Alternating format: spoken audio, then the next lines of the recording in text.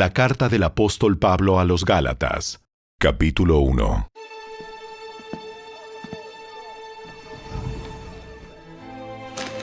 Les escribo, yo, el apóstol Pablo. No fui nombrado apóstol por ningún grupo de personas, ni por ninguna autoridad humana, sino por Jesucristo mismo y por Dios Padre, quien levantó a Jesús de los muertos.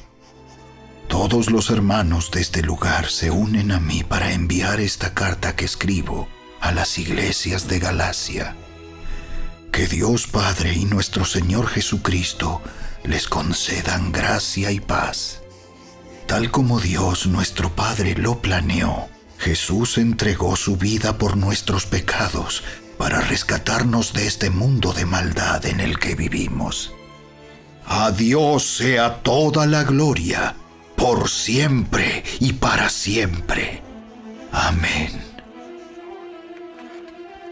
Me escandaliza que ustedes estén apartándose tan pronto de Dios, quien los llamó a sí mismo por medio de la amorosa misericordia de Cristo.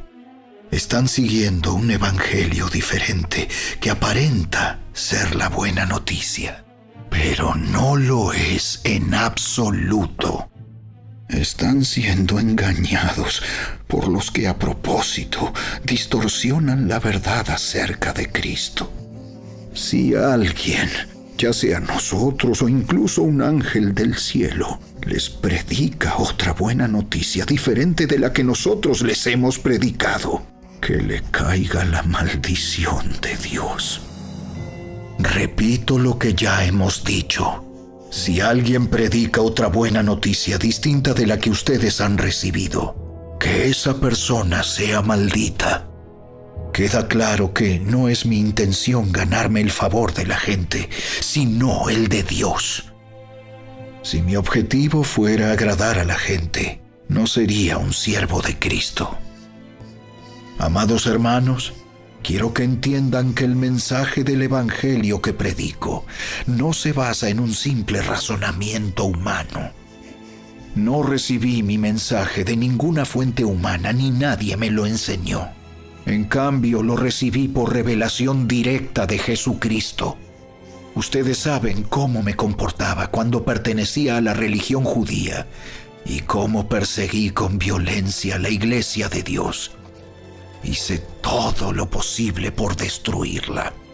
Yo superaba ampliamente a mis compatriotas judíos en mi celo por las tradiciones de mis antepasados. Pero aún antes de que yo naciera, Dios me eligió y me llamó por su gracia maravillosa. Luego, le agradó revelarme a su Hijo para que yo proclamara a los gentiles la buena noticia acerca de Jesús. Cuando esto sucedió, no me apresuré a consultar con ningún ser humano. Tampoco subí a Jerusalén para pedir consejo de los que eran apóstoles antes que yo. En cambio, me fui a la región de Arabia y después regresé a la ciudad de Damasco. Luego, 3 años más tarde, fui a Jerusalén para conocer a Pedro y me quedé 15 días con él. El único otro apóstol que conocí en esos días fue Santiago, el hermano del Señor. Declaro delante de Dios que no es mentira lo que les escribo. Después de esa visita, me dirigí al norte, a las provincias de Siria y Cilicia, y aún así, las iglesias en Cristo que están en Judea todavía no me conocían personalmente. Todo lo que sabían de mí era lo que la gente decía. El que antes nos perseguía, ahora predica la misma fe que trataba de destruir. Y alababan a Dios por causa de mí.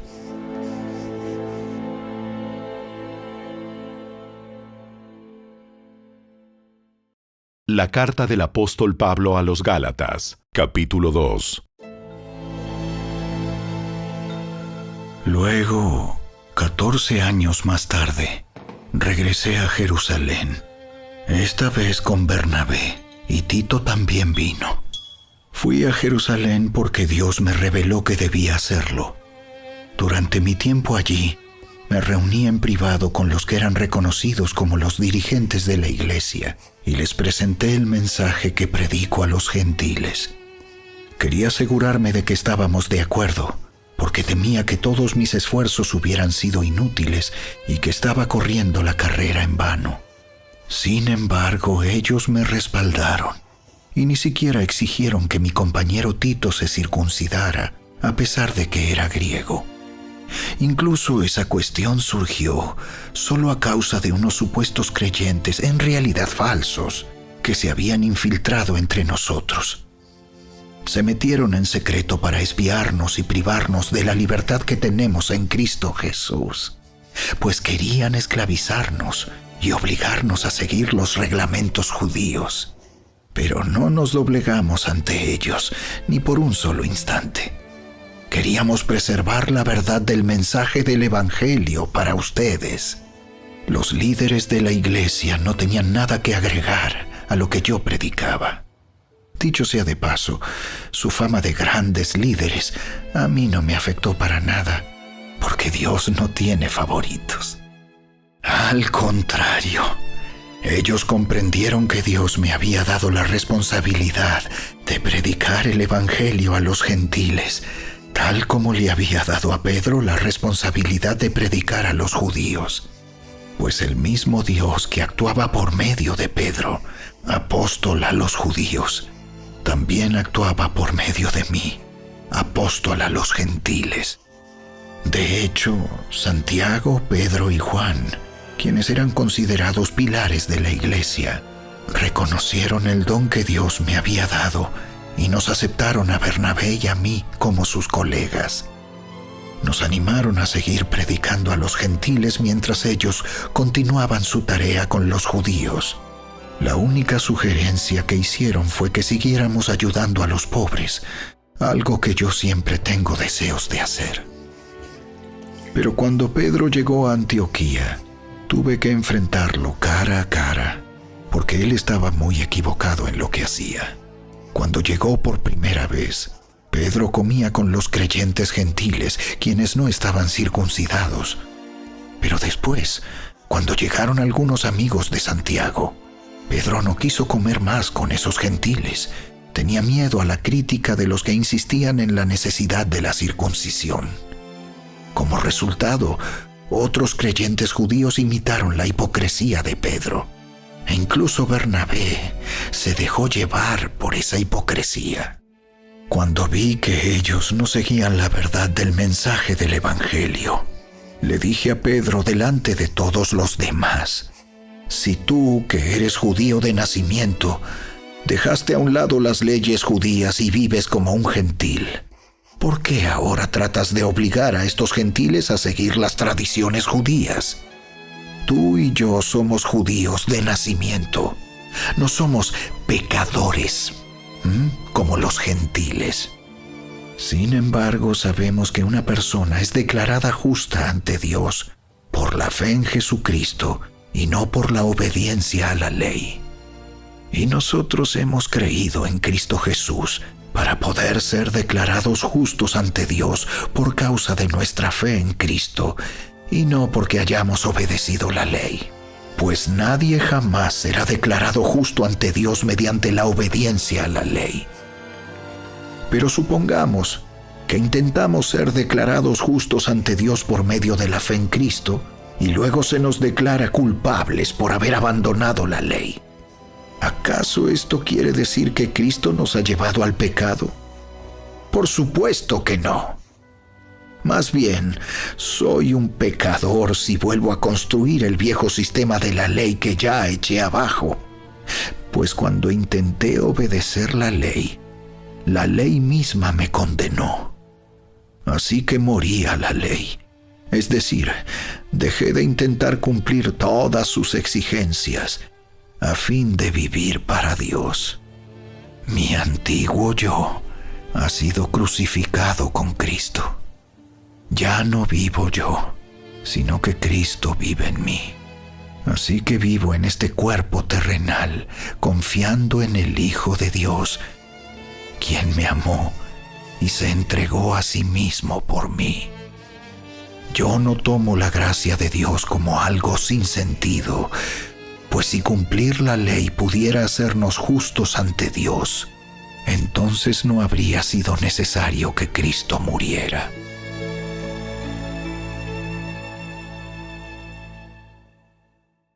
La carta del apóstol Pablo a los Gálatas, capítulo 3. ¡Ay, Gálatas tontos! ¿Quién los ha hechizado?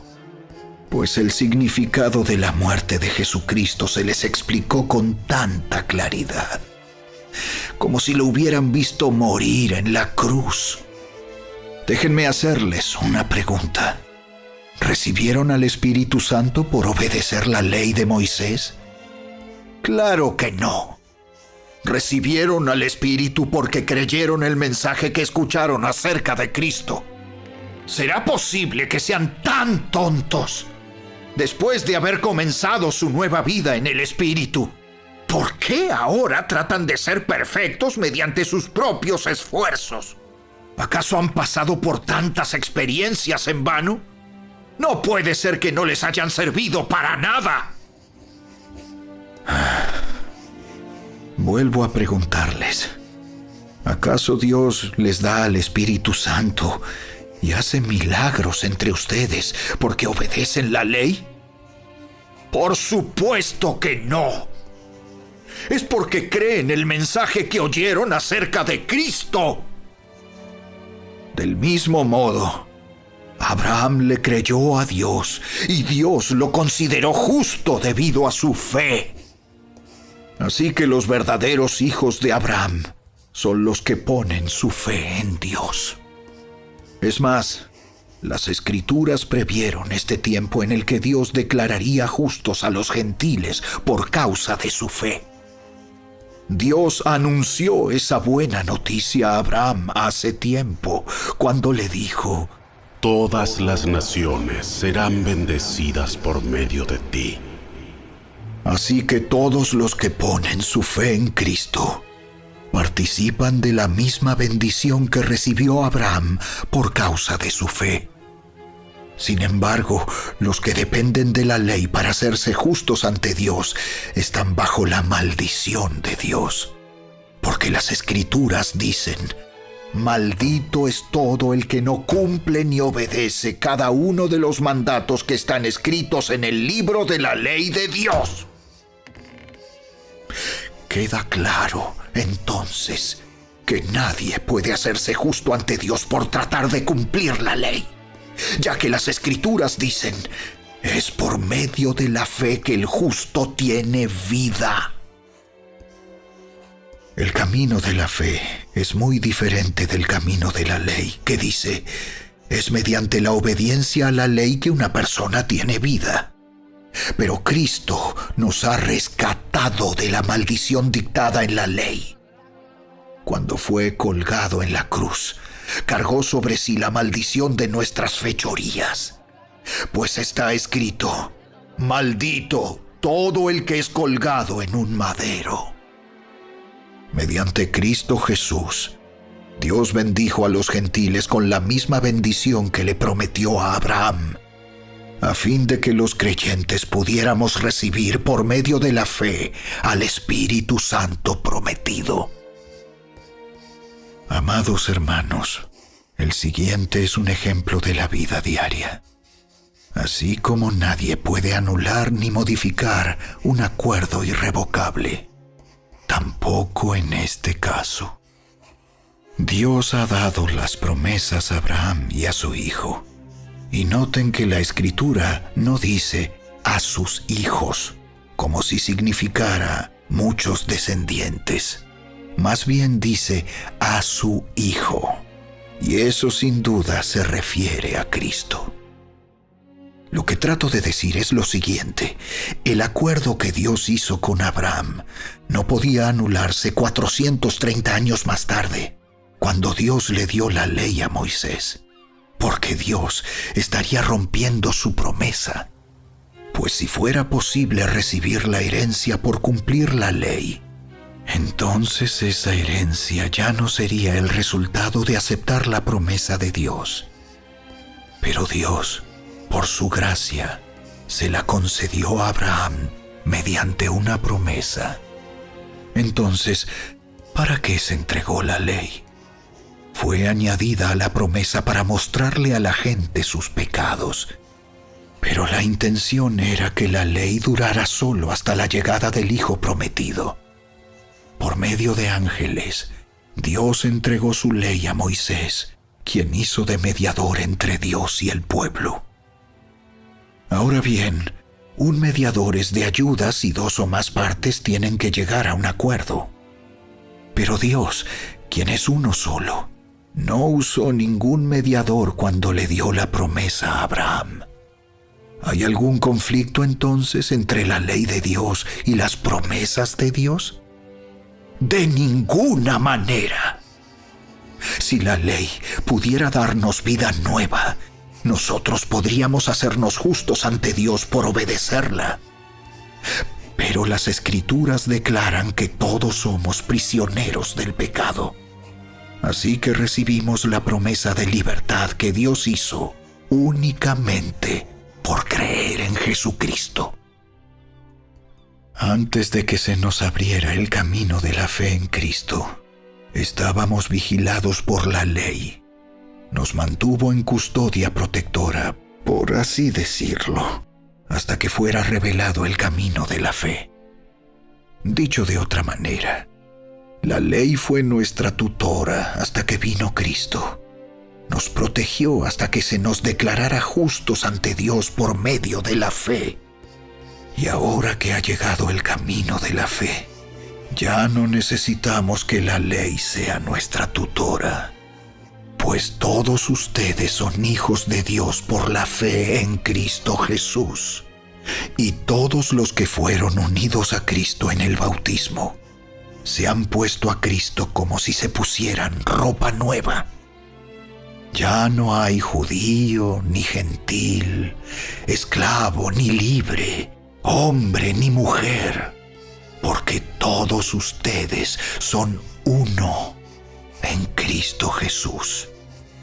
Y ahora que pertenecen a Cristo, son verdaderos hijos de Abraham, son sus herederos, y la promesa de Dios a Abraham les pertenece a ustedes.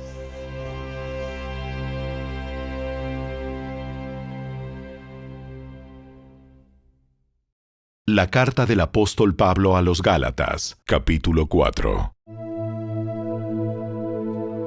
Piénsenlo de la siguiente manera. Si un padre muere y deja una herencia a sus hijos pequeños, esos niños no están en mejor situación que los esclavos hasta que se hagan mayores de edad, aunque son los verdaderos dueños de todas las posesiones de su padre. Tienen que obedecer a sus tutores hasta que cumplan la edad establecida por su padre. Eso mismo sucedía con nosotros antes de que viniera Cristo. Éramos como niños. Éramos esclavos de los principios espirituales básicos de este mundo. Sin embargo, cuando se cumplió el tiempo establecido, Dios envió a su Hijo, nacido de una mujer y sujeto a la ley. Dios lo envió para que comprara la libertad de los que éramos esclavos de la ley, a fin de poder adoptarnos como sus propios hijos. Y debido a que somos sus hijos, Dios envió al Espíritu de su Hijo a nuestro corazón, el cual nos impulsa a exclamar: ¡Abba, Padre! Ahora ya no eres un esclavo, sino un hijo de Dios. Y como eres su hijo, Dios te ha hecho su heredero.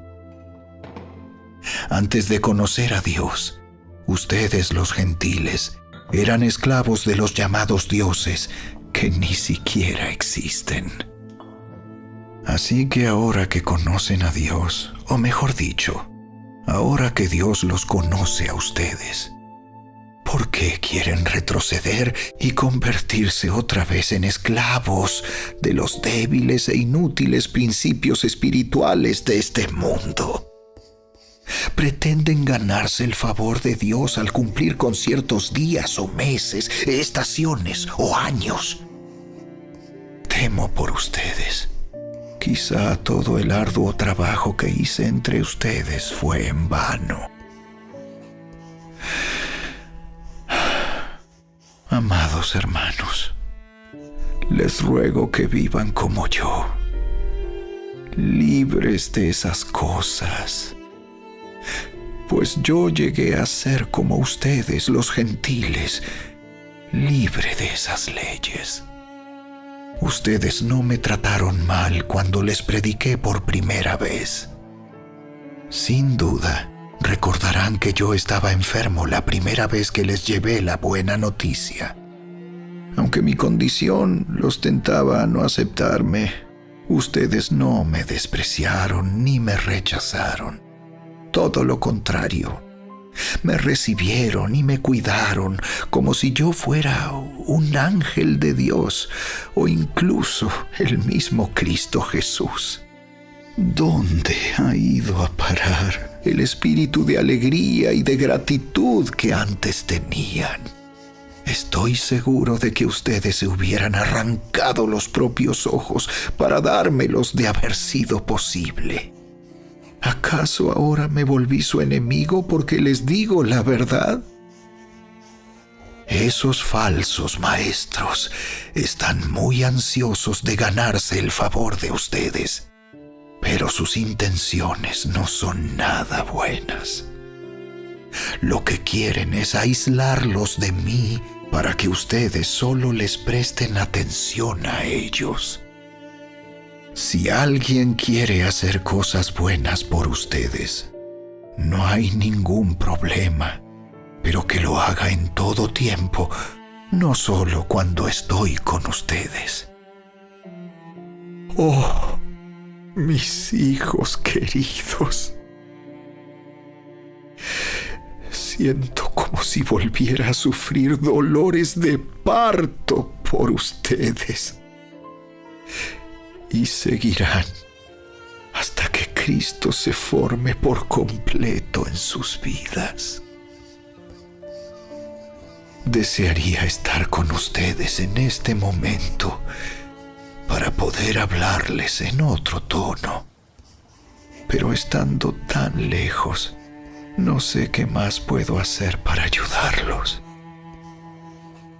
Díganme ustedes, los que quieren vivir bajo la ley, ¿saben lo que en realidad dice la ley? Las Escrituras dicen que Abraham tuvo 2 hijos, uno de la mujer esclava y el otro de su esposa, quien había nacido libre. El nacimiento del hijo de la esclava fue el resultado de un intento humano por lograr que se cumpliera la promesa de Dios. Pero el nacimiento del hijo de la libre fue la manera en que Dios cumplió su promesa. Esas 2 mujeres son una ilustración de los 2 pactos de Dios. La primera mujer, Agar, representa el monte Sinaí, donde el pueblo recibió la ley que los hizo esclavos. Y ahora Jerusalén es igual que el monte Sinaí, en Arabia, porque la ciudad y sus hijos viven bajo la esclavitud de la ley. Pero la otra mujer, Sara, representa la Jerusalén celestial. Ella es la mujer libre y es nuestra madre. Como dijo Isaías: Alégrate, oh mujer sin hijos, tú que nunca diste a luz. Ponte a gritar de alegría, tú que nunca tuviste dolores de parto, pues la mujer desolada ahora tiene más hijos que la que vive con su esposo. Y ustedes, amados hermanos, son hijos de la promesa igual que Isaac, pero ahora son perseguidos por los que quieren que cumplan la ley, tal como Ismael, el hijo que nació del esfuerzo humano, persiguió a Isaac el Hijo que nació por el poder del Espíritu. Pero ¿qué dicen las Escrituras al respecto? Echa fuera a la esclava y a su hijo, porque el hijo de la mujer esclava no compartirá la herencia del hijo de la mujer libre. Así que, amados hermanos, no somos hijos de la mujer esclava, somos hijos de la mujer libre.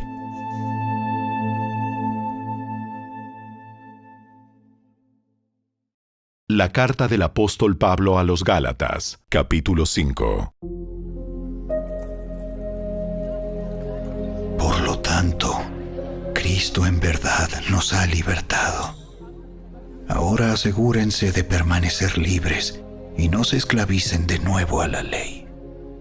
Presten atención. Yo, Pablo, les digo lo siguiente. Si dependen de la circuncisión para hacerse justos ante Dios, entonces Cristo no les servirá de nada. Lo repito, si pretenden lograr el favor de Dios mediante la circuncisión, entonces están obligados a obedecer cada una de las ordenanzas de la ley de Moisés. Pues si ustedes pretenden hacerse justos ante Dios por cumplir la ley, han quedado separados de Cristo. Han caído de la gracia de Dios. Sin embargo, los que vivimos por el Espíritu esperamos con anhelo recibir por la fe la justicia que Dios nos ha prometido. Pues una vez que depositamos nuestra fe en Cristo Jesús, de nada sirve estar o no circuncidado.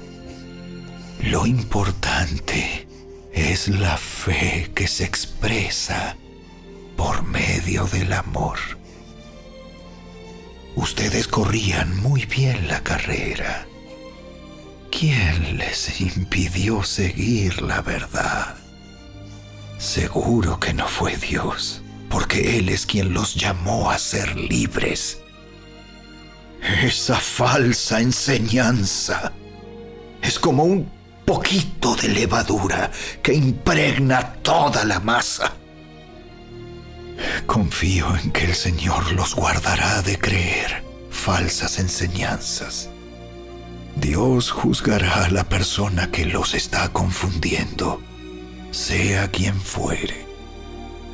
Amados hermanos, si yo todavía predicara que ustedes deben circuncidarse, como algunos dicen que hago, ¿por qué entonces aún se me persigue? Si ya no predicara que la salvación es por medio de la cruz de Cristo, nadie se ofendería. Cómo me gustaría que esos perturbadores que quieren mutilarlos a ustedes mediante la circuncisión se mutilaran ellos mismos. Pues ustedes, mis hermanos, han sido llamados a vivir en libertad. Pero no usen esa libertad para satisfacer los deseos de la naturaleza pecaminosa. Al contrario, usen la libertad para servirse unos a otros por amor. Pues toda la ley puede resumirse en un solo mandato. Ama a tu prójimo como a ti mismo.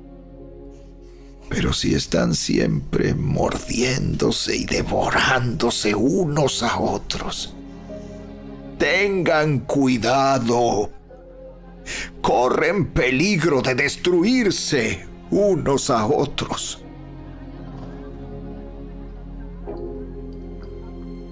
Por eso les digo, dejen que el Espíritu Santo los guíe en la vida. Entonces no se dejarán llevar por los impulsos de la naturaleza pecaminosa. La naturaleza pecaminosa desea hacer el mal, que es precisamente lo contrario de lo que quiere el Espíritu. y el Espíritu nos da deseos que se oponen a lo que desea la naturaleza pecaminosa. Estas dos fuerzas luchan constantemente entre sí. Entonces ustedes no son libres para llevar a cabo sus buenas intenciones. Pero cuando el Espíritu los guía, ya no están obligados a cumplir la ley de Moisés. Cuando ustedes siguen los deseos de la naturaleza pecaminosa, los resultados son más que claros. Inmoralidad sexual, impureza, pasiones sensuales, idolatría, hechicería, hostilidad, peleas, celos, arrebatos de furia, ambición egoísta, discordias, divisiones, envidia, borracheras, fiestas desenfrenadas y otros pecados parecidos. Permítanme repetirles lo que les dije antes.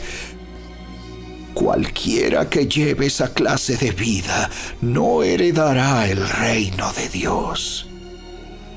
En cambio, la clase de fruto que el Espíritu Santo produce en nuestra vida es amor, alegría, paz, paciencia, gentileza, bondad, fidelidad, humildad y control propio. No existen leyes contra esas cosas. Los que pertenecen a Cristo Jesús han clavado en la cruz las pasiones y los deseos de la naturaleza pecaminosa y los han crucificado allí. Ya que vivimos por el Espíritu, sigamos la guía del Espíritu en cada aspecto de nuestra vida. No nos hagamos vanidosos, ni nos provoquemos unos a otros, ni tengamos envidia unos de otros.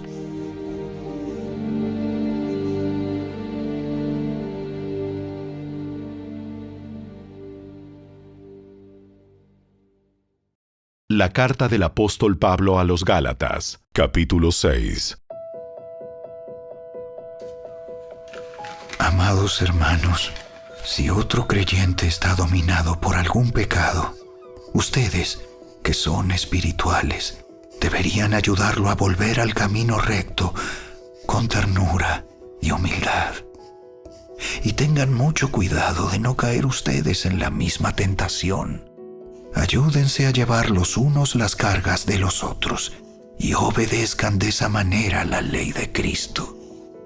Si te crees demasiado importante para ayudar a alguien, solo te engañas a ti mismo.